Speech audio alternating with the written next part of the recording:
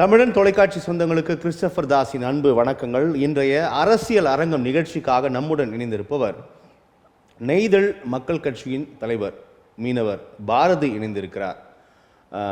சமீப காலங்களில் மீனவர் விவகாரம் எல்லை தாண்டி மீன் பிடிப்பதாக சொல்லி மீனவர்களை தாக்குவது, அவர்களின் வலைகளை அறுப்பது, சுட்டு கொள்வது போன்ற நடவடிக்கைகள் தொடர்கதையாகி இருக்கிறது. 800க்கும் மேற்பட்ட மீனவர்கள் பலியாகியுள்ளார்கள், தமிழ்நாட்டு மீனவர்கள்.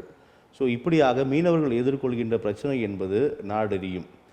அதன் வேறொரு வடிவமாக கடற்கரையோரங்களில் இருக்கக்கூடிய மீனவர்களை அப்புறப்படுத்தி இதை தொடர்ந்து வணிக தலங்களாக மாற்றும் முயற்சியில் அரசுகள் ஈடுபட்டு வருகின்றது என்ற ஒரு பிரதானமான குற்றச்சாட்டுகளோடு அதை எதிர்த்து தொடர்ந்து போராடி களம் கொண்டிருப்பவர் திரு பாரதி. இப்படியான குற்றச்சாட்டுகள் இது எந்த அளவிற்கு மீனவர்களுக்கு பாதகமாக அமையும், அடுத்த தலைமுறையினரை எப்படி பாதிக்கும் என்பன போன்ற பல்வேறு கேள்விகள் இதனூடாக எழுகிறது. நாம் அவரிடம் பேசி இது குறித்தான நிறைய விஷயங்களை நம்ம தெரிந்து கொள்ளலாம். சார், நான் வணக்கம். வணக்கம் வணக்கம் வணக்கம் கொண்டு வர இருக்கின்றோம். நான் தலைப்பில் குறிப்பிட்டது போல் மீனவர்கள் எதிர்கொள்கின்ற பிரச்சனை என்பது இன்று நேற்று அல்ல. மீனவராய் பிறந்ததிலிருந்தே பிரச்சனை தான். இயற்கையை எதிர்நோக்கி வாழக்கூடிய சமூகமானவர்கள் எதிர்கொள்ளக்கூடிய பிரச்சனைகள் ஒன்றல்ல இரண்டல்ல.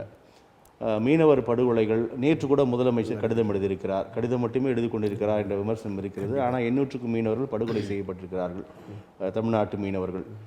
அது என்னமோ தெரியவில்லை, அவர்கள் இந்திய மீனவர்களாக கருதப்படுவதில்லையோ அப்படின்னு தான் நமக்கு தோணுது. தமிழக மீனவர்கள் என்பதாலே இவ்வாறான சிக்கல்கள் தொடர்கிறதோ அப்படின்னும் அதன் மீது விமர்சனங்கள் இருக்குது. ஸோ இந்த மீனவர்கள் எல்லை தாண்டி மீன் பிடிக்கும்போது அவர்கள் எதிர்கொள்கிற பிரச்சனைகள் அப்படின்னு தான் போயிட்டுருக்கு. ஆனால் ஒட்டுமொத்தமாக மீனவர் சமுதாயத்தையே வெளியேற்றும் நடவடிக்கைகள் தொடங்கிவிட்டது. அப்போ ஒரு ஒரு ஒரு ஒரு தரப்பு, ஒரு சமுதாயத்தையே, மீனவர் மக்களையே நசுக்கக்கூடிய வேலைகள் ஆரம்பமாகிவிட்டது. அதை எதிர்க்க வேண்டும் அப்படின்றது உங்களுடைய கட்சி, உங்களுடைய செயல்பாடுகள். உண்மையில் என்ன நடக்கிறது, இந்த உங்களுடைய கோரிக்கைகள் என்பது எதற்காக? இந்தியாவை பொறுத்த வரைக்கும் பார்த்திங்கன்னா 3 பக்கமும் கடல் சூழ்ந்த நாடு அப்படின்னு சொல்கிறோம். கிட்டத்தட்ட 9 கடலோர மாநிலங்கள் மட்டுமே இருக்குது. அது இல்லாமல் இன்னொரு 4 மாநிலங்கள் புதுச்சேரியை போல் சின்ன சின்ன மாநிலங்கள் ஒரு 4 இருக்குது.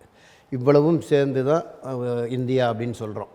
ஆனால் சட்டங்களும் அரசு கொண்டு வர திட்டங்கள் அப்படின்னு பார்த்திங்கன்னா நிலம் சார்ந்து இந்த நிலத்தில் வாழக்கூடிய மக்களுக்கான சட்டங்களும் திட்டங்களும் அவங்களுக்கு அதை முன்னோக்கிய மாதிரி தான் இருக்குது. கடற்கரையை ஒட்டி வாழக்கூடிய அந்த மக்களுக்கு இந்த சட்டங்களும் திட்டங்களும் ஏதாவது பயனாக இருக்கான்னு பார்த்திங்கன்னா நிச்சயமாக இல்லைன்றதை எங்களால் உறுதியாக சொல்ல முடியும். அதில் முதல் விஷயம், இப்போ நிலம் சார்ந்து நம்ம வாழக்கூடிய அந்த பகுதிகளில் யாரை கேட்டாலும் முதல் விஷயம் என்னன்னு கேட்டிங்கன்னா, வாழக்கூடிய இடத்துக்கு பட்டா என்றது ஒரு அடிப்படையான விஷயம். இதில் மாற்று கருத்து யாருக்குமே பட்டா இல்லையா? கடற்கரையில் பொறுத்த வரைக்கும் பாரம்பரியமாக நாடு சுதந்திரம் அடைகிறதுக்கு முன்னால் இருந்து அதுக்கும் முன்னாடி எங்களோட முன்னோடிகள் வாழ்ந்த அந்த பகுதிகளில் வாழக்கூடிய மக்களுக்கு இது வரைக்கும் பட்டா இப்போ வரைக்கும் இந்த கடற்கரையோரங்கள் இருக்கக்கூடிய அது பட்டா இல்லை. பெரும்பான்மையான எந்த கிராமத்துக்கும் பட்டாவே கிடையாது. இந்த புரிதல் கூட மத்தியிலையும் சரி மாநிலத்திலையும் இருக்கக்கூடிய ஆட்சியாளர்களுக்கு இல்லை என்னும் போது, இந்த கடந்த 16 சட்டமன்ற தேர்தலில் இவங்களுக்கு நம்ம வாக்களித்ததாக இருக்கட்டும், இதுவரை நடந்த பாராளுமன்ற தேர்தலில் வெறும் வாக்காளர்களாக இருந்து இவங்களுக்கு ஓட்டு போட்டு இவங்களோட புரிதல் அந்த நிலம் சார்ந்த அந்த பகுதி மக்களுக்காகவும் அதை நோக்கியே இருக்க, ஓட்டுக்காக மட்டுமே கடற்கரையோரம் மீனவர்களுக்காக கண்ணீர் வடிக்கக்கூடிய கட்சிகள் அப்போ அன்னைக்கு மட்டுமே கச்சத்தீவை பற்றி பேசுவாங்க, அந்த நேரங்களில் மட்டுமே மீனவரோட வாழ்வாதாரத்தை பற்றி பேசுவாங்க. மறுபடியும் ஆட்சிக்கு போயிட்ட பிறகு அதை பற்றி கவலையே படாமல் மிக மிக மோசமான நிலைமைக்கு வாழ்ந்துன்னு இருக்கோம். இப்போ கூட சமீபத்தில் கூட பார்த்திங்கன்னா தமிழக முதல்வர் தமிழகத்தில் பல்வேறு வகையான பட்டாக்களை பல்வேறு முறை கொடுத்து முடிச்சாச்சு. இப்போ கூட சமீபத்தில் ஒரு 85,000 குடும்பங்களுக்கு நாங்கள் கொடுக்க போகிறோம். அதாவது ஆட்சேபகரமான இடங்களில் வாழ்ந்த, அதாவது பல்வேறு வகையான அந்த நிலங்களில் இது வரைக்கும் பட்டாவே கொடுக்கக்கூடாதுன்னு இருந்த இடங்களில் கூட விதிவிலக்கு பண்ணி நாங்கள் 85,000 பேருக்கு கொடுக்குறோம் அப்படின்னு சொல்கிறாங்க. அப்படி இருக்கும்போது நாங்கள் காலங்காலமாக கடற்கரையில் என் பாட்டை முப்பாட்டை வாழ்ந்த காலத்திலேருந்து நாங்கள் வாழ்ந்துன்னு இருக்கோம். அந்த இடத்துல குறைஞ்சபட்சம் இந்த மாதிரியான விஷயங்கள்லையாவது ஒரு சில திருத்தங்களை கொண்டு காலங்காலமாக வாழக்கூடிய அந்த மக்களுக்கு பட்டாவை கொடுங்க அப்படின்ற ஒரு கோரிக்கை தொடர்ந்து வச்சுன்னு இருக்கும். துளி கூட காது கொடுத்து யாரும் கேட்கவும் இல்லை. அது சம்பந்தமாக எத்தனை ஆண்டுகளாக இந்த கோரிக்கைகள் போகுது சார்? இல்லை தொடர்ந்து, அதாவது ஒரு அடிப்படையாக ஒரு எந்த ஒரு மக்களாக இருந்தாலும் வாழணும்னா அவங்களுக்கு முதல் விஷயம் பட்டா என்றது முதல் விஷயம். இடம் வேணும், அதுக்கு குடியிருப்பாக இருந்தால் கூட முதல்ல அவங்களுக்கு பட்டா அப்படின்ற ஒரு விஷயம் அடிப்படையான விஷயம். யார் ஆட்சிக்கு வந்தாலும் சரி, ஆங்கிலேயருக்கு அப்புறம் பார்த்திங்கன்னா நம்ம சுதந்திரத்துக்கு அப்புறம் வந்து ஒவ்வொருத்தரும் சொல்லக்கூடிய விஷயம், உங்களுக்கு வந்து வீடு இருந்தால் இல்லை இடம் இருந்தால் உங்களுக்கு பட்டாவை கொடுக்குறது அடிப்படையான ஒரு விஷயம். அப்படி காலங்காலமாக ஒரு 14 கடலோர மாவட்டங்களில் கிட்டத்தட்ட ஒரு 610 மீனவர்களாங்க மிக அடர்த்தியாக வாழ்த்தாங்க. இந்த பட்டா தரப்படாததுக்கான காரணம் என்ன? பாதுகாப்பு காரணங்களுக்கா இல்லை என்ன விளக்கம் சொல்கிறாங்க அரசு? இல்லை, எதையுமே சொல்கிறது இல்லை. கடற்கரையில் நாம் வந்து எந்த ஆக்கிரமிப்பாளரும் இல்லை எங்களுக்கு ஏதாவது புதுசாக ஒரு இடத்த மடக்கி எங்களுக்கு பட்டா கொடுக்கணுங்க. நாங்கள் வாழக்கூடிய இடங்களில் பட்டா கொடுக்கல. உங்களுக்கு என்ன பிரச்சனை? என்ன பிரச்சனை உண்மையிலேயே தெரியலையே, அதை தான் பண்ண மாட்டேறாங்க. மீனவர்கள் என்பது தான் கடல் இல்லை, அதுதான் கடல் புறம்போக்கு இருக்கட்டுமே. இன்றைக்கி நிலத்தில் பல்வேறு வகையான நிலங்கள் இருக்குது, மேய்ச்சல் நிலங்கள் இருக்குது, வாழக்கூடிய தகுதியானது இருக்குது, நீர்நிலைகள் இருக்குது, இப்படி பல்வேறு விஷயங்கள் இருக்கும்போதும் மக்கள் வாழ்கிறதுக்குன்னு உங்களால் பண்ண முடியுது. கடற்கரையில் காலங்காலமாக நீங்களாம் வர்றதுக்கு முன்னால் நாங்கள் வாழ்ந்துன்னு இருக்கோம். அந்த இடத்த எங்களுக்காக பட்டா கொடுக்குறதுல உங்களுக்கு எது தடுக்குதுன்றதான் எங்களோட கேள்வி. ஆனால் மறைமுகமாக ஆங்கிலேயர் காலத்தில் இருந்தாலும் சரி, அதுக்கப்புறமும் சரி, ஆட்சியாளர்கள்கிட்ட இந்த கடற்கரை வந்து ஒரு வணிகமாக பார்க்குறோம், வணிகமயமாக அதை பார்க்கணும். பல்வேறு நாடுகளில் கடற்கரையை வந்து எப்படி வணிகமாக பயன்படுத்துகிறாங்கன்றதை கவனத்தில் எடுத்துக்கணும். அதுபோல் நம்ம தமிழக கடற்கரையை மாற்றணும், மீனவர்களை வேறு எங்கேயாவது போய் குடியமர்த்தணும் அப்படின்ற விஷயத்தை தொடர்ந்து இப்போ நான் சென்னையில் இருக்கேன். சென்னையில் மட்டுமே கிட்டத்தட்ட 40 ஆண்டு காலமாக சென்னையில் குடியிருக்கிற நாங்கள் எங்கள் குடியிருப்பை தக்க வச்சுக்கிறதுக்கு நாங்கள் போராடின்னு வரோம். 85 முதல்ல மெரினா கடற்கரையில் துப்பாக்கி சூடு 3 மீனவர் கிராமங்களில் கட்டுமரம் வலைகளை எடுத்தாங்க, மெரினா கடற்கரையை அழகுபடுத்த போகிறேன் என்ற பேரில். அதுக்கப்புறம் 2002 2003 மலேசியாவில் இருக்கக்கூடிய அங்கே இருக்கக்கூடிய ஒரு பொதுப்பணித்துறை அமைச்சர் டத்தோ சாமிவேலு அவர்கிட்ட ஒரு MOU போட்டு நொச்சிக்குப்பத்திலேருந்து பட்டினப்பாக்கம் வரைக்கும் இருக்கக்கூடிய எல்லா மீனவ குடியிருப்புகளையும் அகற்றணும். இந்த இடங்களில் பல்வேறு நாடுகளோட துணை தூதரகங்களையும் அங்கே நட்சத்திர ஹோட்டல்களையும் கொண்டு வரணும். மீனவர் குடியிருப்பெல்லாம் எடுத்துப்பட்டு பட்டினப்பாக்கத்தில் ஒரே இடத்துல அடுக்குமாடி குடியிருப்பு கட்டி அவங்களை குடியமர்த்தணும். இப்படி ஒரு திட்டம், அதை எடுத்து மிகப்பெரிய போராட்டங்களை நாங்கள் நடத்தணும். அதுக்கப்புறம் பார்த்தீங்கன்னா பட்டினப்பாக்கத்தில் அந்த அரசு குடியிருப்பு வந்துருச்சு இல்லை? இப்போது இல்லை, அரசு குடியிருப்புக்கு பக்கத்தில் அந்த சீனிவாசபுரம்ன்ற இடங்களில் ஒட்டுமொத்த குடிசை மாட்டு வரை குடியிருப்பையும் இடிச்சிட்டு ஒரே இடத்துல கட்டி கொடுக்கறது அப்போ அன்றைக்கி இருந்து ஒரு நோக்கம். அதுக்கப்புறம் பார்த்திங்கன்னா இவங்களோட கட்டுமரங்களை எடுத்தாங்க, போராடுறாங்க. அதுக்கப்புறம் குடியிருப்பை எடுத்தாங்க, போராடுறாங்க. அதுக்கப்புறம் பார்த்திங்கன்னா இவங்களோட தொழிலில் ஏதாவது டிஸ்டர்ப் பண்ணுவோம், மீன் வியாபாரம் பண்ணுற இடத்த டிஸ்டர்ப் பண்ணுவோம், அந்த இடத்துல வாகன போக்குவரத்தை விடுவோம். அவங்க தொழிலை முதல்ல கடற்கரையை விட்டு அவங்கள பிரிப்போன்றதில் அதுக்கு ஒரு பக்கம் சாலையை போட்டுட்டு வாகன போக்குவரத்தை கொண்டு வந்துட்டு இப்போ மீனவர் மேலே நிறைய வழக்கு, சாலையை ஆக்கிரமிச்சிருக்காங்க. எங்கள் வீட்டு வாசலில் நாங்கள் உட்காந்துருக்கோம். போக்குவரத்துக்கான சாலைன்றது அது வேறு ஒரு இடம். ஆனால் வழியாக எங்ககிட்ட அனுமதி கேட்டு 1 மணி நேரம் 2 மணி நேரம் இந்த பக்கம் வாகனத்தை கொண்டு போகிறேன்னு சொல்லிவிட்டு இன்றைக்கி மீனவர்கள் ஆக்கிரமிப்பாளர்கள்னு சொல்லி அந்த கடைகளை தூக்கிறது. இப்படி தொடர்ந்து எங்களை 40 வருஷமாக இந்த இடங்களில் வாழ்கிறதுக்கே நாங்கள் பிரச்சனை இருக்கோம். இதுக்கு அடிப்படை விஷயம் இந்த பட்டா. நீங்கள் சொல்ல எந்த பகுதியில் சொல்கிறீங்க? அந்த நாங்கள் சொல்ல மெரினா கடற்கரையில், மெரினாவில் நொச்சிக்குப்பம் கலங்கரை விளக்கம் பக்கத்தில் இருக்கக்கூடிய நொச்சிக்குப்பத்திலேருந்து சீனிவாசபுரம் வரைக்கும் பார்த்திங்கன்னா ஒரு 10 மீனவர் கிராமங்கள். இப்போ எங்களுக்கே 40 ஆண்டுகள் இந்த இடத்துக்கு நாங்கள் சென்னையோட தலைநகர்னு சொல்லக்கூடிய இடத்துல நாடு சுதந்திரம் அடைகிறதுக்கு முன்னால் இருந்து சென்னையினாலே மீன்பிடி கிராமம் அப்படின்னு எல்லாராலையும் வரலாறுல ஏற்றுக்கிட்ட ஒரு விஷயம். அப்படி சுதந்திரம் அடைகிறதுக்கு முன்னால் அந்த இடங்களில் வாழ்ந்த எங்களோட நிலமை இன்றைக்கி நாடு சுதந்திரம் அடைஞ்சு இத்தனை ஆண்டுகளுக்கு அப்புறமா எங்கள் நிலமை இப்படி தான் இருக்குது. சுதந்திரம் ஆங்கிலேயர் காலத்தில் கூட நாங்கள் நிம்மதியாக வாழ்ந்ததாக இப்போ எங்களுக்கு தோணுது. அப்பவும் போராட்டங்கள்லாம் நடத்தணும், ஆனால் நிம்மதியாக வாழ்ந்துருக்கோம். ஆனால் இன்றைக்கி சுதந்திரமாச்சு நம்மளோட நாம் ஓட்டு போட்டு தேர்ந்தெடுத்தவங்க தான் இன்றைக்கி வந்திருக்காங்க, நமக்கு நல்லது செய்வாங்கன்னு பார்த்தீங்கன்னா அந்த அடிப்படை விஷயத்தை யாரும் பண்ணலை. எல்லாரோட நோக்கமும் இந்த கடற்கரையை வந்து வணிகமயமாக்கணும் என்ற விஷயங்கள். இதுக்கு சட்டத்தில் பல்வேறு இதெல்லாம் இருந்தது. அது மத்திய அரசு சமீபத்தில் பார்த்திங்கன்னா நிறைய திருத்தங்களை கொண்டு வந்து கடற்கரை எதுவாக என்ன சட்டம் என்ன திருத்தம் கொஞ்சம் தெளிவாக சொல்லுங்கள். இப்போ கடற்கரையில் வந்து கடலோட சுற்றுச்சூழலை பாதுகாக்கணும், மீனவர்களோட வாழ்வாதாரத்தை பாதுகாக்கணும்னா கடற்கரை ஒழுங்குமுறை அறிவிப்பாணை அப்படின்னு ஒன்று 1991 கொண்டு வந்தாங்க. அன்னைக்கு வரும்போது மீனவர்களுக்கு பாதுகாப்பாகவே இருந்தது. கடற்கரையில் யாரும் ஆக்கிரமிக்க முடியாது, திடீர்னு ஒரு திட்டத்தை கொண்டு வர முடியாது, அந்த சூழலை பாதுகாக்கணும், மீனவரோட வாழ்வாதாரத்தை பாதுகாக்கணும். பல்வேறு காலகட்டங்களில் நிறைய திருத்தங்களை கொண்டு வராங்க. இன்றைக்கி பார்த்திங்கன்னா இந்த கடற்கரை ஒழுங்குமுறை அறிவிப்பாணை 2019 ஒன்று கொண்டு வந்திருக்காங்க. இது முழுக்க கடற்கரையில் தனியாருக்கு யாருக்கு வேணாலும் நம்ம குத்தகை விடலாம். வெறும் கடல் அலை அடிக்கக்கூடிய இடங்கள்லேருந்து 10 மீட்டர் இடத்த விட்டுட்டு நீங்கள் டூரிசம் என்ற பேரில் என்ன வேணாலும் பண்ணிக்கலாம், எந்த வேணாலும் நீங்கள் கட்டிக்கலாம் அப்படின்ற ஒரு மிகப்பெரிய மோசமான ஒரு விஷயத்தை வந்து கொண்டு வந்திருக்காங்க. கடலில் ஒரு காலத்தில் கடலாளிக்கே கடற்கரை மீனவருக்கேன்றது எங்களோட முழக்கமாக இருந்தது. அப்படியெல்லாம் எந்த இடத்துலையும் எங்களுக்கான உரிமை கிடையாது. கடலில் இன்றைக்கி உங்களுக்கு வேணும்னா கூட கடல் படுகை இத்தனை கிலோமீட்டர் சதுர கிலோமீட்டர் எங்களுக்கு குத்தகைக்கு வேணும், இத்தனை ஆண்டுகள் கேட்டிங்கன்னா அரசு கொடுக்க தயாராக இருக்குது. அது பத்திரிகையில் விளம்பரமே கொடுத்துருக்காங்க, மாநில அரசே கொடுத்துருக்கு.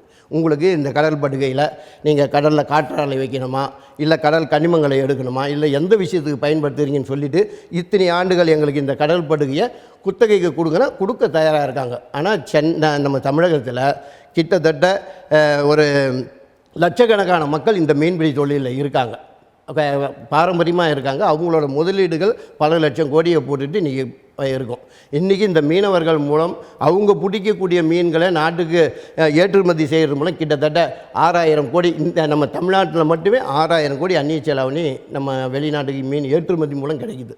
உள்ளூரில் நம்ம பிடிக்கக்கூடிய மீன்களை உள்ளூர் மக்களுக்கு ஒரு நல்ல சத்துள்ள உணவுப் பொருளை கொண்டு போய் சேர்க்கக்கூடிய ஒரு பெரிய விஷயம் வந்து நமக்கும் அது ஒரு பெரிய இதுவாக இருக்குது. அதே போல் இன்றைக்கி வேலை வாய்ப்பு லட்சக்கணக்கான மக்கள் இந்த தொழிலில் இருக்காங்க. நாம் இந்த நேரடியாக இருந்தாலும் எங்கள் கூட இந்த சார்பு தொழிலில் இன்னும் லட்சக்கணக்கான பேர்கள் இருக்காங்க இந்த மீன்பிடி தொழிலை நம்பி. அரசோட வேலை வாய்ப்பை பற்றி யாரும் கவலைப்படலை. உங்களுக்கு அதுலேயும் உங்களுக்கு எந்த பிரச்சனையும் இல்லை. இந்த மாதிரி இருக்கும்போது வெளிநாடுகளில் போயிட்டு பல்வேறு தொழில்களை நான் தொடங்கிறதுக்கு நாங்கள் போகிறோம், முதலீட்டாளர்கள்லாம் வாங்கன்னு கூப்பிட்றீங்க. இங்கே வந்து முதலீடு கொடுக்கும்போது அவங்களுக்கு பல்வேறு சலுகைகளை கொடுக்குறீங்க. எவ்வளோ பேருக்கு உங்களால் வேலையை கொடுக்க முடியுது ஒரு நிறுவனத்தால்? ஆனால் இங்கே லட்சக்கணக்கான பேர் இந்த தொழிலில் இருக்கிறோம். முதலீடுன்றது எங்களுது கோடிக்கணக்கான ரூபாய் முதலீடு. ஒவ்வொரு மாவட்டத்தில் ஒட்டுமொத்த மீனவர்களோட முதலீடுன்னு பார்த்தீங்கன்னா நீங்கள் இங்கே தமிழ்நாட்டில் தொழில் தொடங்கக்கூடிய அந்த முதலாளிகளை விட பெரிய முதலீடு எங்களுது, எங்களோட சொந்த இடம். நாங்களே நிறைய தொழிலாளர்களுக்கு நிறைய பேருக்கு சார்பு கொடுக்குறோம்.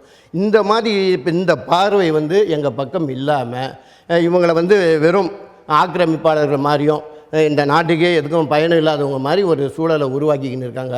இதுக்கு முக்கியமான காரணம் அப்படின்னு பார்த்தீங்கன்னா எங்களுக்கான அரசியல் பிரதிநிதித்துவம் எந்த இடத்துலையுமே எங்களுக்கு கிடையாது. எங்களுக்கு வந்து ஒரு சாதாரண சட்டமன்ற உறுப்பினர் இது வரைக்கும் துறை சார்ந்த அமைச்சர்களும் இருக்கிறதில்ல. இப்போ வந்து இவ்வளோ காலம் வந்து துறை சார்ந்த ஒரு அமைச்சரவை இருந்தது. அதில் வந்து பார்த்திங்கன்னா ஒரு மீனவர் எப்படியாவது ஒரு அமைச்சராக இருப்பார். ஆனால் இந்த முறை மீனவர் என்றவர் அமைச்சராக இல்லை. மீன்வளத்துறைக்கு மீனவரை கூட அமைச்சர் கொண்டு வராத ஒரு அரசு பார்த்தீங்கன்னா இப்போ இருக்கிற திரு KPP சாமி இருந்தார். ஏற்கனவே KPP சாமி இருந்தார், அமைச்சர் ஜெயக்குமார் இருந்தாங்க, ஜெயபால் இருந்தாங்க. இப்படி யார் வந்தாலும் ஜெனிஃபர் சந்திரன் இருந்திருக்காங்க. எல்லாமே மீனவர்கள், எல்லாருமே மீனவர்கள். ஆனால் இவர் மட்டும் மீனவர் அல்ல. இவர் எல்லாம் மீனவர் ஏன்னா இப்போ ஒரு மீனவர் சட்டமன்ற உறுப்பினராக KP சங்கர் இருக்கார், சாமி அவர்களோட தம்பி இருக்கார். கொடுக்கணும்னு நினச்சா கொடுத்துருக்கலாம். இந்த மீன்வளத்துறைக்கு ஒரு மீனவரை கூட கொடுக்கக்கூடாது அப்படின்ற அளவுக்கு அந்த ஒரு எவ்வளோ பெரிய அழுத்தம் வந்து இருக்குன்றதை மட்டும் புரிஞ்சுங்க. ஏன்னா அந்த அளவுக்கு இங்கே எங்கள் பேரில் நெருக்கடியை கொடுக்கணும்னு இப்போ திமுக வந்து இப்போ முடிவு பண்ணியிருக்கு. இப்போது மீனவர்கள் பிரச்சனை, அவரோட வாழ்வாதாரம், கோரிக்கைகள் அப்படின்றது மீனவர்கள் மட்டும் எல்லா தரப்பினரோட கோரிக்கைகளுமே அரசாங்கத்திற்கு நீளும் தான். ஆனால் உங்களுக்கான கோரிக்கை என்பது உங்களுடைய வாழ்வாதாரத்தை நோக்கியே வருகிறது. எங்களுடைய வாழ்வாதாரம் பாதிக்கப்படுதுன்னு சொல்கிறீங்க. அது சமீப ஆண்டுகளில் அதிகரித்து இருக்குது கண்டிப்பாக அப்படின்னு நீங்கள் சொல்கிறது மூலிமா நான் புரிந்து கொள்ள முடியுது. ஏன் இந்த வேலை செய்கிறது? இப்போ மற்றவங்க பற்றி பார்த்தீங்கன்னா எங்களுக்கு பெருசாக நன்மை செய்யலைனாலும் தீமை யாரும் செய்யலை. நாங்கள் வாழ்கிற இடத்துக்கோ நாங்கள் தொழில் செய்யக்கூடிய இடங்களுக்கோ எந்த பெரிய இடைஞ்சலையும் எங்களுக்கு கொடுத்ததில்லை. இலங்கை பிரச்சனைன்றது காலங்காலமாக இருக்குது. அங்கே நடக்கக்கூடிய துப்பாக்கி சூடாக இருக்கட்டும், அங்கே சிறைப்பிடிக்கிறதுக்காக இருக்கட்டும், எல்லாரும் வெறும் கடிதம் எழுதுறதோ இல்லை தேவைப்படும் போது ஒரு குரல் கொடுக்குறதோ இவ்வளோ தான் அவங்களால அப்படின்னு இருக்குது. ஆனால் இன்றைக்கி தமிழ்நாட்டில் எந்த கடல் பகுதியிலையும் நம்ம தொழில் செய்ய முடியாது. இப்போ சமீபத்தில் பார்த்தீங்கன்னா இப்போ ஒரு கடந்த வாரம் தொழில் செய்ய முடியாதுன்னா எனக்கு புரியல சார். என்ன இப்போ இல்லை கடந்த வாரம் கரையோரங்களில் மீனவர் கடைகள் இருக்குது, அங்கே மீன் வியாபாரம் நீங்கள் பண்ணுறீங்க, படகுகள் இருக்குது, வலைகள் உலர்த்தி வைக்கிறீங்க, கடலுக்கு போகிறீங்க, மீன் பிடிக்கிறேன், நீங்கள் தொழில் செய்ய முடியாதுன்னா என்ன எனக்கு புரியல சார். இப்போ கடந்த வாரம் கடைசியாக ஒரு அறிவிப்பு வந்தது, கேள்வி அதை மட்டும் ஞாபகப்படுத்துகிறேன். கன்னியாகுமரியில் 3 இடங்களில் வந்து ஆழ்கடலில் எண்ணெய் எரிவாயு எடுக்கிறதுக்கு அனுமதி கொடுத்துருக்காங்க மத்திய அரசு. அதே போல் சென்னைக்கு அருகாமையில் ஒரு இடம், இந்த இடத்துல வந்து எடுக்கிறதுக்கு கொடுத்துருக்காங்க. அதே போல் இதுக்கு முன்னால் பார்த்தீங்கன்னா ரிலையன்ஸு நம்ம இது ஸ்டெர்லைட்டோட அந்த நிறுவனமாக இருந்தாங்க வேதாந்தாவுக்கு பார்த்தீங்கன்னா நம்ம விழுப்புரம் மாவட்டம் மரக்காணத்தில் தொடங்கி கோடியக்கரை வரைக்கும் பார்த்தீங்கன்னா அண்மை கடல் அலை அடிக்கக்கூடிய இடம், நிலம் கடல் அலை அடிக்கக்கூடிய இடம், அங்கேருந்து ஆழ்கடல். இவ்வளோ இடங்கள்லையும் நீங்கள் வந்து நீங்கள் ஹைட்ரோ கார்பன் எடுக்கிறதுக்கு அங்கே அனுமதி. கிட்டத்தட்ட 200க்கும் மேற்பட்ட கிணறுகள் வந்து கடலில் தோண்ட போகிறாங்க. எல்லாம் ஐடென்டிஃபை பண்ணி வச்சுட்டாங்க. நல்லா யோசிச்சு பாருங்கள். விழுப்புரம் அதுக்கு பக்கத்தில் பார்த்தீங்கன்னாக்கா, விழுப்புரத்துக்கு அப்புறம் நாங்கள் வந்து புதுச்சேரியிலே அந்த இடமும் வந்துடும். அதுக்கப்புறம் கடலூர் வரும், நாகப்பட்டினம் வரும், மயிலாடுதுறை வரும். 5 மாவட்டம் அடர்த்தியாக தொழில் செய்யக்கூடிய இடங்கள் அந்த இடங்கள். இந்த இடங்களில் வந்து ஹைட்ரோ கார்பன் தோன்றதுக்கு ஆல்ரெடி ஏற்கனவே கொடுத்தாச்சு. ஆழ்கடலில் வந்து ரிலையன்ஸுக்கும், இந்த இடங்களில் வந்து வேதாந்தாவுக்கும் கொடுத்தாச்சு. இப்போ அந்த எண்ணெய் எரிவாயு எடுக்கிறதுக்கு ஆழ்கடலில் கொடுத்துருக்காங்க. இப்படி எங்கே பார்த்தாலும் கடலில் மீனவர்கள் பயன்படுத்தினது போக இனி மீன் வளம் அறவே இல்லை. மீன் வளத்தை பெருக்கிறதுக்கு இந்த அரசுக்கிட்ட திட்டம் இருக்கான்னு பார்த்தீங்கன்னா இல்லை. மீன் வளத்தை பெருக்கிறதுக்கு இப்போ வந்து தடையில் இருக்கும். நான் இப்போ ஏப்ரல் 15லேருந்து ஜூன் 15 வரைக்கும் பார்த்தீங்கன்னா ஏற்கனவே 45 நாள் தடை. அதை வந்து இப்போ 61 நாள் ஆகியிருக்கீங்க. மீன் வளம் பெருகக்கூடிய இந்த மாதிரியான இடங்களில் நீங்கள் தொழில் செய்யாத இருந்தால் மீன் வளம் பெருகும்னு எங்களுக்கு சொல்லிவிட்டு, மீன் வளத்தை கெடுக்கக்கூடிய எல்லா வகையான திட்டங்களும் ஹைட்ரோ கார்பன் வந்து அங்கே எங்கன்னா மீன் வளம் வருமா? இது போன்ற சோதனைகள் நடக்கக்கூடிய இடமோ, ஹைட்ரோ கார்பன் எடுக்கிற இடங்களில் அறவே 5 மாவட்டங்களில் நீங்கள் இப்படி பண்ணீங்கன்னா 5 மாவட்டத்தில் அந்த மீன் வளம் போச்சுன்னா எங்கள் வாழ்வாதாரம். இப்போ வந்து எண்ணெய் எரிவாயு அனுமதிலாம் கொடுத்துட்டாங்க. ப்ராசஸில் இருக்குது. ப்ராசஸ் எந்த நேரமும் ஆய்வுலாம் பண்ணிட்டாங்க. எப்போ வேணாலும் வந்து வேலை தொடங்கலாம். ஆனால் இந்த இது இப்போ ஆல்ரெடி கன்னியாகுமரியில் ஒரு 3 இடங்களில் பண்ணியாச்சு. இப்போ உங்கள் எதிர்ப்புகளை வந்து ஏற்றுக்கொள்ளவில்லை. இல்லை, கவலையே படலை. அதாவது அந்த இடத்துல காலங்காலமாக இந்த கடலை எதுக்கு பயன்படுத்துகிறாங்களோ அந்த மக்கள்கிட்ட கருத்து கேட்கணும். கூட ஒரு சின்ன கிளாரிட்டிக்காக கேட்குறேன் திரு பாரதி. அதாவது ஒரு திட்டம் அரசாங்கம் செயல்படுத்த வருகிறது என்றால் நிறைய ஆய்வுகள் மேற்கொள்வார்கள், ஆலோசனைகள் கேட்பார்கள், கருத்து கேட்பு கூட்டங்கள் நடத்துவார்கள். இவை எல்லாவற்றுக்கும் பிறகுதானே அந்த திட்டம் வந்து அமல்படுத்தப்படும். கண்டிப்பாக. அப்படி ஏதாவது நடந்துச்சா, இல்லை அது ஃபார்மாலிட்டியாக நடந்துச்சா, இல்லை அப்படி எதுவுமே நடக்கலையா? இல்லை, இப்போ நமக்கு தெரிஞ்சு வெளிப்படையாக எந்த இதுவும், ஏன்னா இப்போ நம்ம கண்கூட இங்கெல்லாம் ஆய்வு நடந்தது நமக்கு தெரியும். ஆனால் அரசு பொறுத்த வரைக்கும் கடல் படுகைகளில் இந்தியா முழுவதும் எங்கெங்கே எந்தெந்த மாதிரியான பொருள் இருக்குன்றதெல்லாம் கண்டுபிடிச்சி வச்சுட்டு நீங்கள் நிலத்தில் எப்படி நிலத்தை வந்து ஃப்ளாட் போட்டு வச்சுருப்போமோ அந்த மாதிரி கடலையும் ஃப்ளாட் போட்டு வச்சுட்டாங்க. இந்த இடங்களில் ஹைட்ரோ கார்பன் இருக்குது, இந்த இடங்களில் கனிமம் இருக்குது, இந்த இடங்களில் வந்து எண்ணெய் எரிவாயு இருக்குதுன்னு எல்லாத்தையும் போட்டுட்டு பிளாக்காக பிரித்து வச்சுட்டாங்க. தாராளமாக நீங்கள் எப்போ வேணாலும் உங்களுக்கு என்ன வேணுமோ நீங்கள் எப்போ வேணாலும் எடுக்கிறது உங்கள் அனுமதி கொடுக்க. இயற்கை வளங்களை நம்ம பயன்படுத்துவதில் என்ன தவறு? இல்லை, கண்டிப்பாக நம்ம வந்து இல்லைன்னு சொல்லலை. அது வந்து தேவைக்கு இருக்கணும். நம்ம இப்போ அவரும் வேறு வழியே இல்லை, இது நமக்கு இன்றைக்கி தான் எடுத்தாகணும்னா கண்டிப்பாக அதை எடுக்கணும், மாற்று கருத்து இல்லை. ஆனால் நம்ம இந்தியாவை பொறுத்த வரைக்கும் மீன்பிடி தொழில் மிக மிக ரொம்ப முக்கியமான ஒரு விஷயம். கரை சார்ந்த மீன்பிடி நாம் வந்து வணிகத்துக்காக பண்ணுறன்றது அப்புறம், வாழ்வாதாரத்துக்கு பண்ணக்கூடிய இடத்துல நம்ம இருந்துன்னு இருக்கோம். இந்த நாடு என்றது கிட்டத்தட்ட ஒவ்வொரு தனி மீனவனும் போயிட்டு இன்றைக்கி கடலில் மீன் பிடிச்சா தான் வாழ்க்கை என்ற சூழல் வந்து லட்சக்கணக்கான மக்கள், நம்ம தமிழ்நாட்டை பற்றி இப்போ பேசலை, இப்போ இன்னும் 9 மாநிலங்கள்லையும் இதே நிலைமை தான் நம்ம இந்தியாவில் இருக்குது. இப்போ இந்த மக்கள் வந்து இந்த கடலை நம்பி தான் இருக்காங்க. அவங்களுக்கான எந்த மீன் வளத்தை பெருக்க, அதான் சொல்ல வந்தேன், மீன் வளத்தை பெருக்கிறதுக்கு உங்ககிட்ட திட்டம் கிடையாது. 41 நாள் தடை இருந்த மீனவரில் இப்போ 61 நாள் தடையை வந்து இன்க்ரீஸ் பண்ண தான் உங்களால் முடிஞ்சதை தவிர மீன் வளத்தை பெருக்க உங்ககிட்ட திட்டம் கிடையாது. ஆனால் மீன் வளத்தை கெடுக்கிறதுக்கு மட்டும் இவ்வளோ விஷயங்களை உங்களால் பண்ண முடியுது. இப்போ நமக்கு எனக்கு தேவையான இந்த கனிமங்கள் எண்ணெயாக இருக்கட்டும், எரிவாயாக இருக்கட்டும், ஹைட்ரோ கார்பனாக இருக்கட்டும், வேறு எங்கேயுமே இல்லை அப்படின்னும் போது நம்ம இறுதியாக இது நம்ம கடல் வளம் இங்கே இருக்க தான் போகுது. இப்போ இன்றைக்கி உடனே எடுத்து உடனே இதை காசாக்கி யாரோ ஒரு முதலாளியை வாழ வைக்கணும்னு அவசியம் கிடையாது. இன்றைக்கி சாமானிய மக்கள் 14 கடலோர மாவட்டங்களையும் அடர்த்தியாக இந்த மீன்பிடி தொழிலை நம்ம நம்பி இருக்கோம். இதை வச்சு இன்றைக்கி கிட்டத்தட்ட 70,000 கோடி அந்நிய செலவணி இந்தியாவுக்கு கிடைக்குது. நம்ம மீனவர்கள் மூலம் மட்டும் ஒரு ஆண்டிற்கு 70,000 கோடி. இந்த 70,000 கோடியை 1,00,000 கோடியாக மாற்றணுன்றது அரசோட இலக்குன்னு வேறு நீங்கள் சொல்லிக்கின்னு இருக்கீங்க. ஆனால் அதுக்கு எதிர்ப்பாக இதெல்லாம் பண்ணிக்கின்னு இருக்காங்க. காலங்காலமாக இருக்கக்கூடிய இந்த மக்கள் இதுக்காக குரல் கொடுக்கறதுக்கு எந்த கட்சியுமே கிடையாது. ஏன்னா அங்கே மீனவர்கள் ஃபஸ்ட்டு கிடையாது. இது வரைக்கும் பார்த்திங்கன்னா பாராளுமன்றத்தில் ஒரே ஒரு மீனவர் அப்படின்னு பார்த்தீங்கன்னா இங்கே தமிழ்நாட்டில் வந்து நம்ம ஜெயவர்தன் மட்டும்தான், ஜெயக்குமாரோட மகன், அவர் மட்டும்தான் போயிருக்கார். அதே மாதிரி சட்டமன்றத்தில் இது வரைக்கும் நமக்கு ஒவ்வொரு கட்சியும் மாறி மாறி ஏதாவது ஒரு 3-4 பேர் இல்லை ஒருத்தர் 2 பேருக்காவது வாய்ப்பு கொடுத்தாங்க. இப்போ வந்து மீன்வளத்துறைக்கு அமைச்சரே கூடாது என்ற முடிவு எடுத்துகிட்ட பிறகு இனி ஒரு மீனவரை சட்டமன்ற உறுப்பினரை கொண்டு வர்றது கூட வாய்ப்பு இல்லை என்ற சூழல். தமிழகத்தின் குரலை ஒழிப்பதற்கு சட்டமன்ற உறுப்பினர், அதாவது துறை சார்ந்த அமைச்சகத்துக்கு அந்த மீனவரும் அல்ல, நாடாளுமன்ற உறுப்பினரும் இல்லை.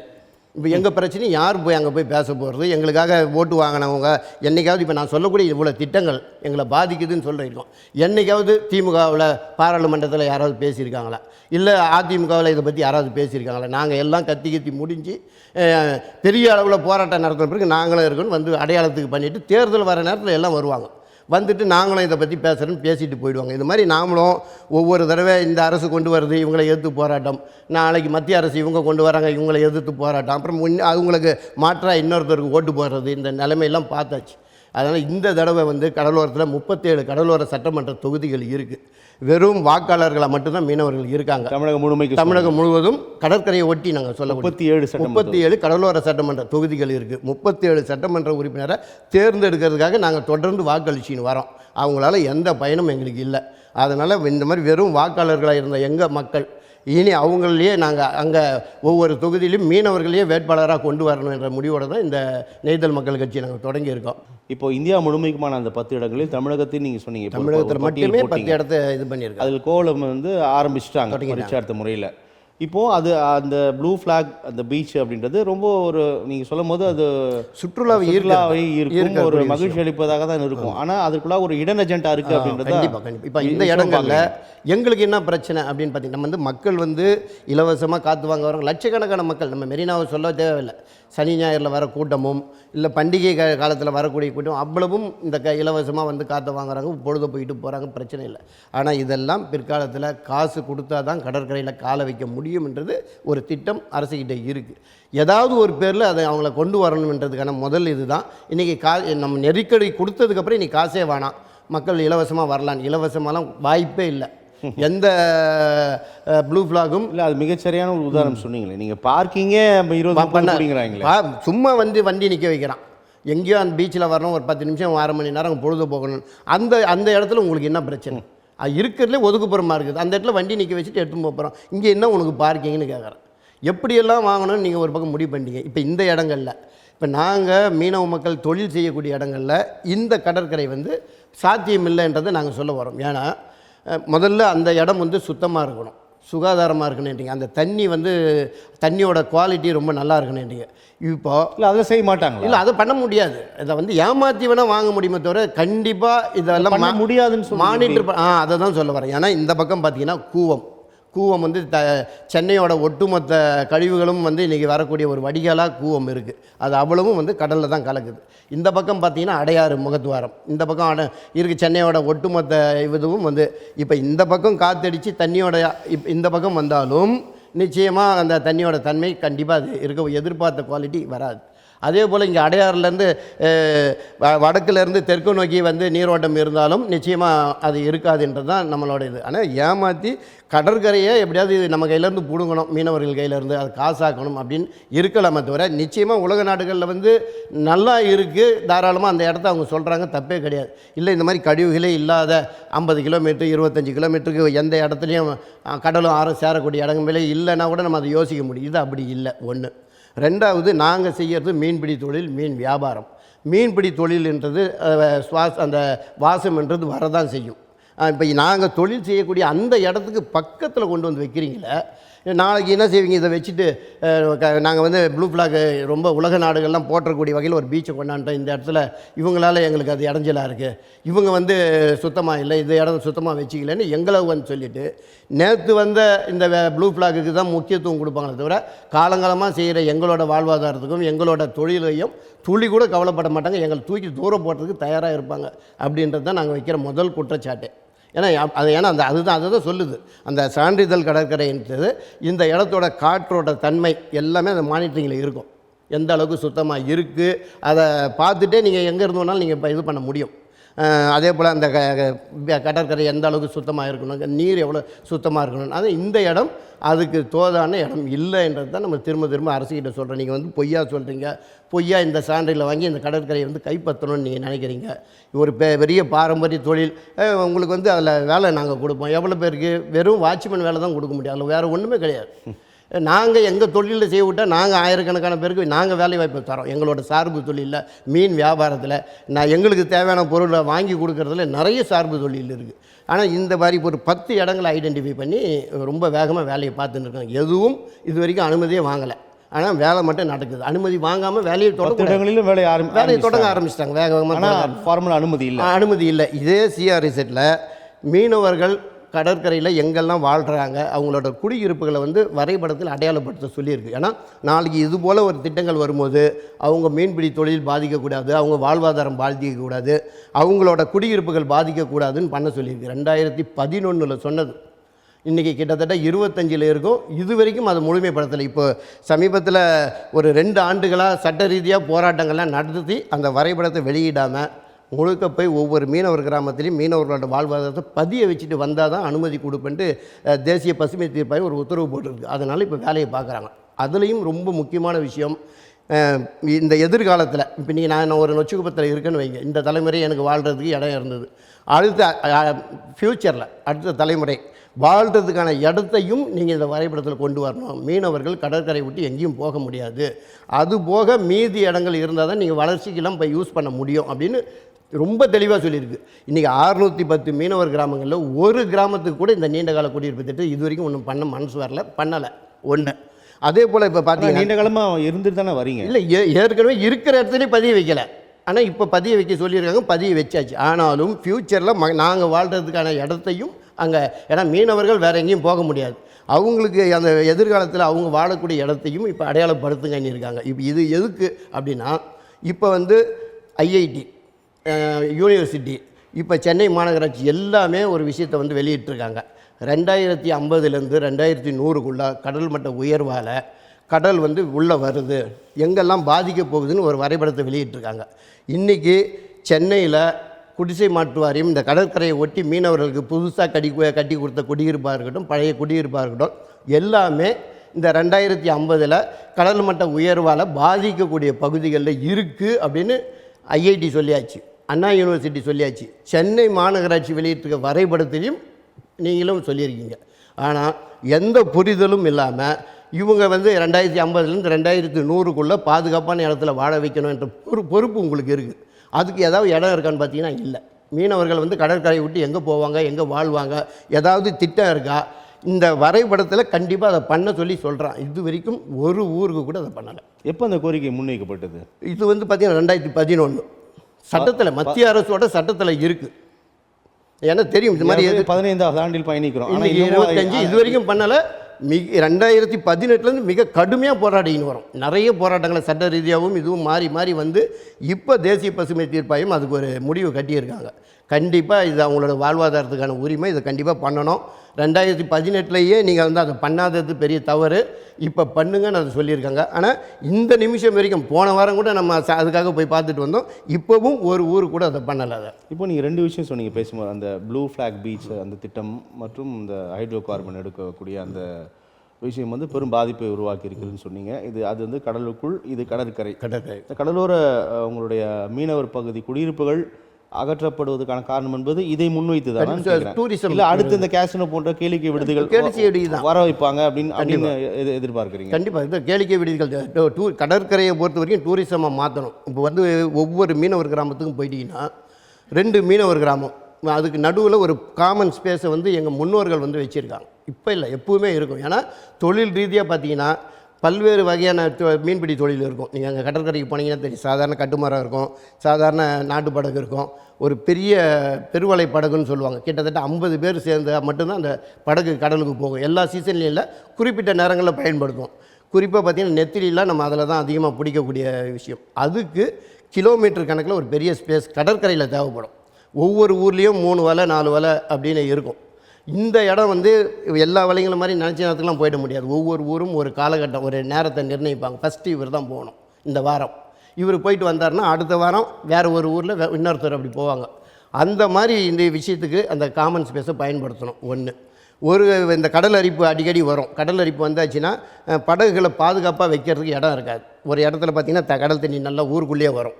அப்போ அங்கே இருக்கக்கூடிய படகுகள்லாம் எடுத்து போய்ட்டு இந்த காமன் ஸ்பேஸில் தான் வைக்கும். இந்த மாதிரி எதிர்காலத்தை கணிச்சு அதுக்கான இடங்களை வச்சுருக்காங்க. இப்போ அரசோட கவனமெல்லாம் ரொம்ப தெளிவாக அந்த கடற்கரையை ஓடி 2 மீனவர் கிராமத்துக்கு இடையில இருக்கக்கூடிய இடங்களை எடுக்கணும். மீனவர்கள் வந்து கடற்கரை பயன்படுத்த தெரியல, இதை வந்து நாங்கள் வருவாய் ஈட்டக்கூடிய இதுவாக நாங்கள் மாற்ற போகிறோன்ட்டு முதல் கட்டமாக இங்கே எண்ணூரில் தொடங்கி கோவளம் வரைக்கும் இருக்கக்கூடிய கடற்கரையில் இந்த காலி இடங்கள்ல இப்போ கூட பார்த்துருப்பீங்க மெரினால அவசர அவசரமாக போய் பனைமரம் நட்டுறது, அவசர அவசரமாக போயிட்டு மக்கள் நடக்கிறதுக்கு பலகையை போட்டுறது, அதாவது சிஆர்இசட்டை பாதுகாக்கிறாங்களாம்.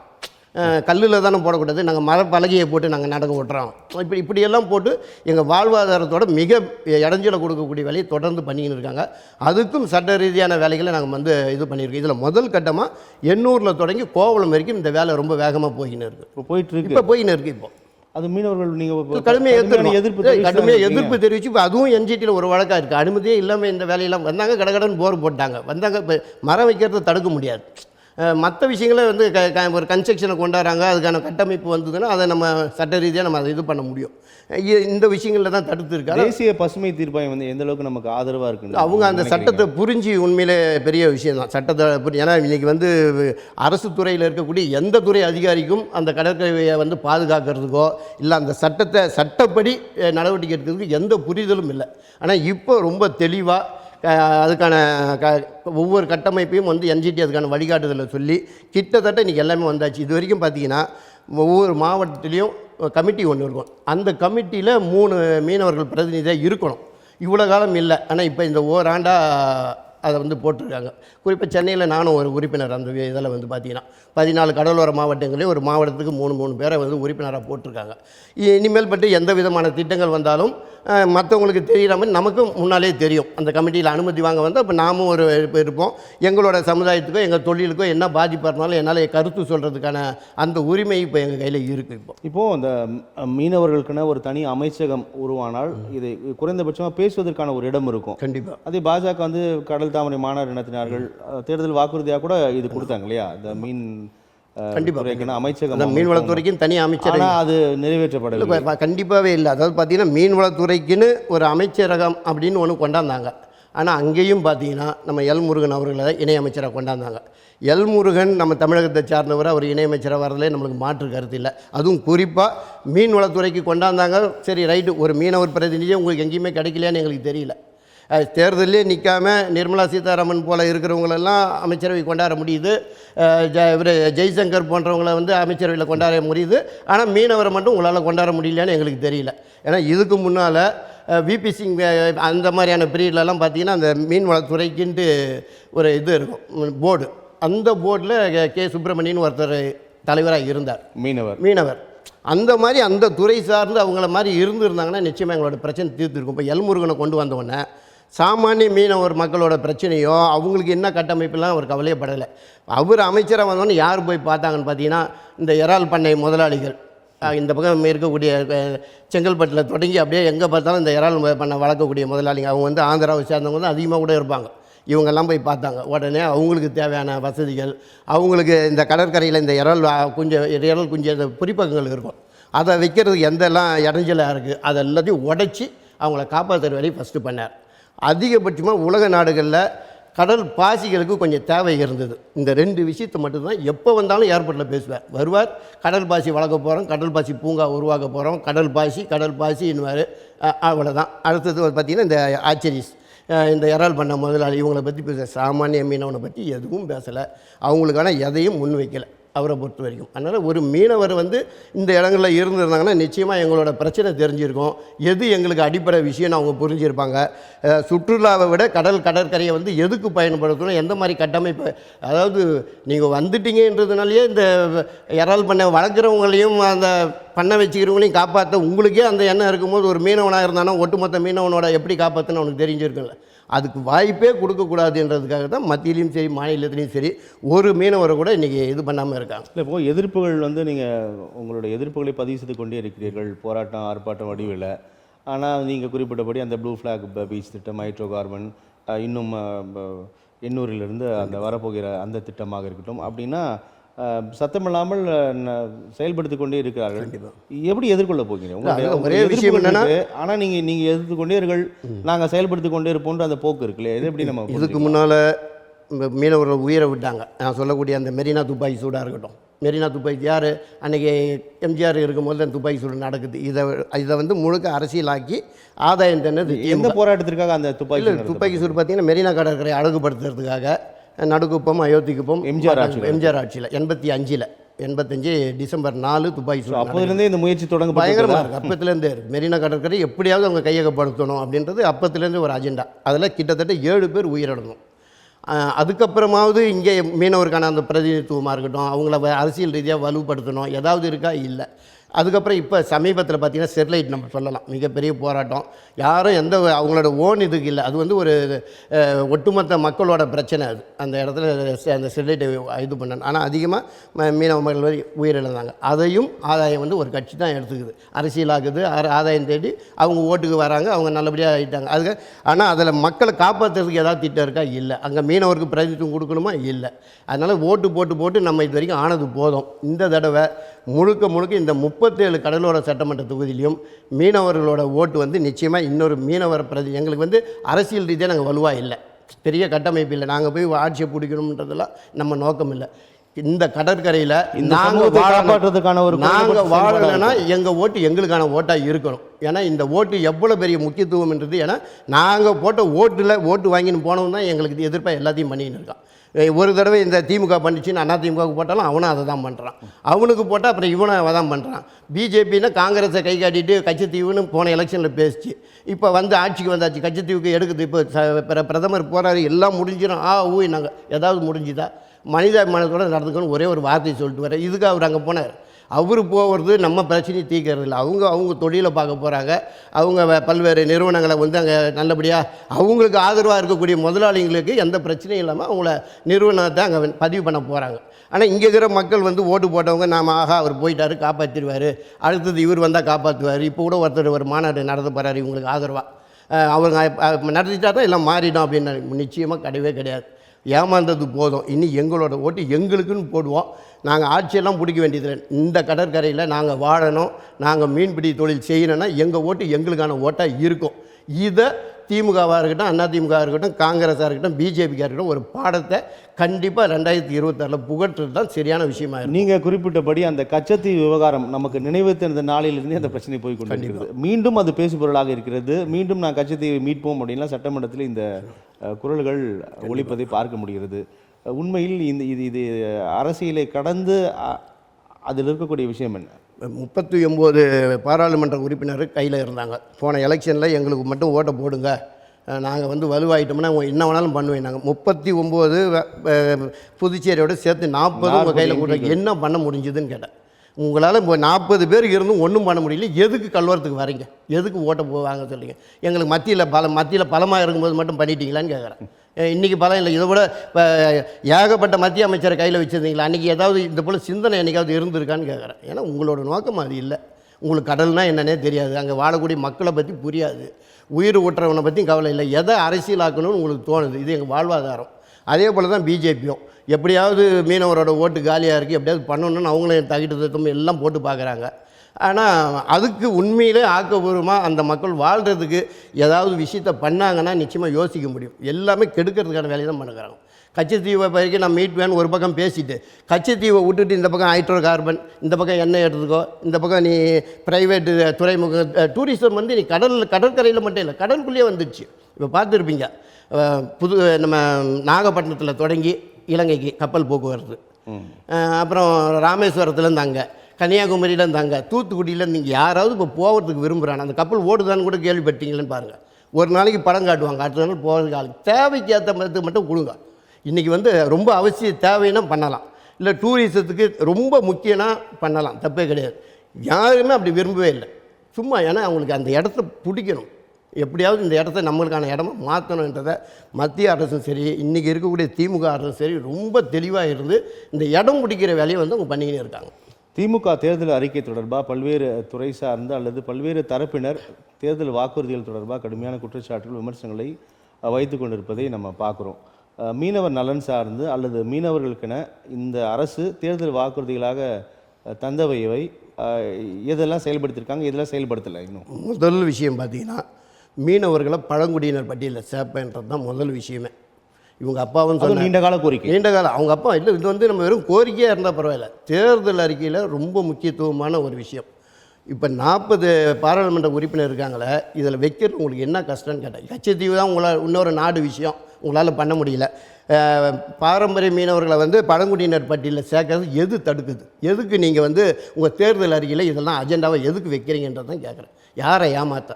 இது வரைக்கும் நம்ம சட்டமன்றத்தில் இதை பற்றி என்னைக்காவது பேசியிருக்கீங்களா? ஒரு தீர்மானம் போட்டிருக்கீங்களா? எதுக்கு இதை கொண்டாடுறீங்க? 4 வருஷம் முடிஞ்சு இப்போ 4.5 வருஷம் ஓடிக்கின்னு இருக்குது.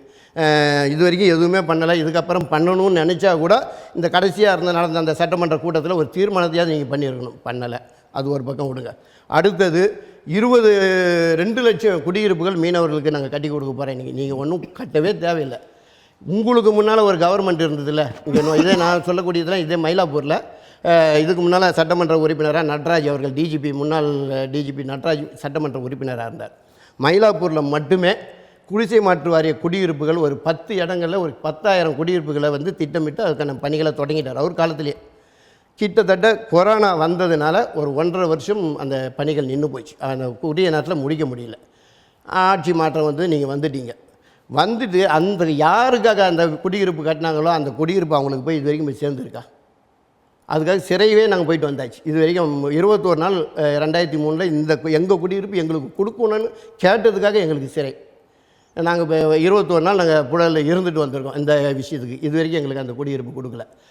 சுனாமியிலேருந்து பாதிக்கப்பட்டு ஒரு வீடு கூட இந்த இடத்துல எங்களுக்கு வந்து சீனிவாசபுரம் முள்ளிக்குப்பமாக இருக்கட்டும், முள்ளிமா நகராக இருக்கட்டும், அங்கே அதுக்கு பக்கத்தில் இருக்கிற நம்பிக்கை நகர், ராஜீவ்காந்தி நகர், பவானி குப்பம், பக்கத்தில் இருக்கக்கூடிய அந்த டுமிங் குப்பம் ஒரு ஊருக்கும் சுனாமியில் கட்டி கொடுக்கல. இப்போ நொச்சிக்குப்பத்தில் அந்த மீனவர்களுக்கு கட்டின குடியிருப்பில் பக்கத்து கிராமத்தை தூக்கி அந்த குடியேற்றி மீனவர்களுக்குள்ள ஒரு முரண்பாடையும் மோதலையும் ஏற்படுத்துகிற வேலையை அங்கே சட்டமன்ற உறுப்பினர் பண்ணிக்கின்னு இருக்கார். இது எங்கள் இடத்துல.